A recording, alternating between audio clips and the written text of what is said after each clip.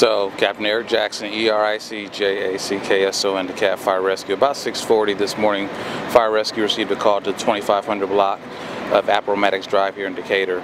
And when we arrived, we had heavy flames coming from the garage area of this home. We were also told, along with the messaging that we received, that there may be an entrapment. Our firefighters made entry and did in fact find an individual upstairs. So we brought the individual out, and it was at the time when we were bringing the individual out that we noticed that he was beyond resuscitative measures. Right now, all we know is that it's a male, an older male. We don't have an age as of yet, and a cause has not been determined as to why this fire started or how this fire started. We do know that there was power out in the area, presumably from the storm, but again, as to how the fire started, we don't know as of yet. Now, we have heard rumblings as to how they being the neighbors, believe the fire may have started, but we have investigators here on the scene that are going to actually make that determination as to how the fire started. So you cannot confirm a candle was burning? That's correct. Again, we have heard that, but we need to do a thorough, especially in light of the fact that there was a fatality, we need to do a thorough investigation to make sure that there aren't any other factors associated with it. Is there anything unusual about this particular fire? No. Again, we had heavy smoking flames on arrival.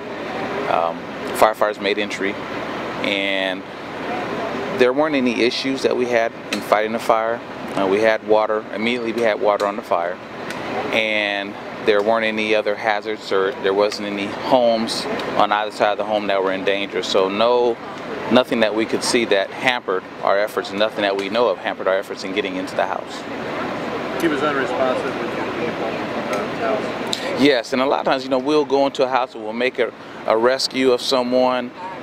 We just grab them and go. We don't necessarily look to see if they're breathing and do what all we would do if we were in the broad daylight. And that's why I said it was when we brought him out of the smoke and got him out that front window, which is where we extricated him from, was when we saw that he was beyond resuscitative measures. What time did you all get here?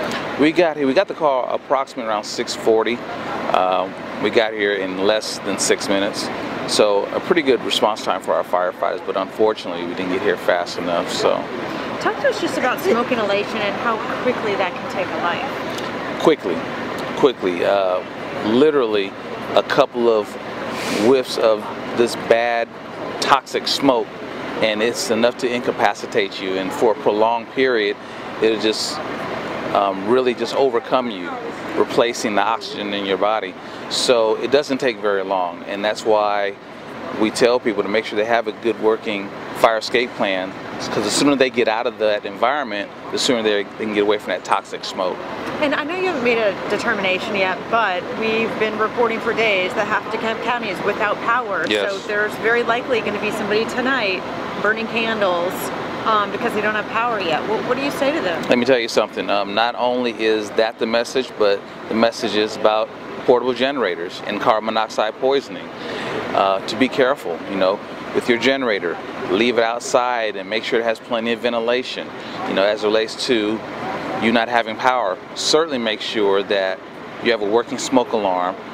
Make sure you have a fire escape plan to get out of the home in the event that something happens. And make sure that someone knows. If you don't have power, make sure you let someone know, so that either one, you can make some different arrangements to go stay with someone where there is power, or if you're not, definitely make sure that someone knows where you are and what your whereabouts are.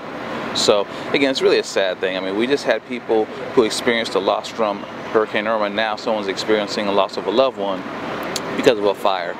And so it's just really bad.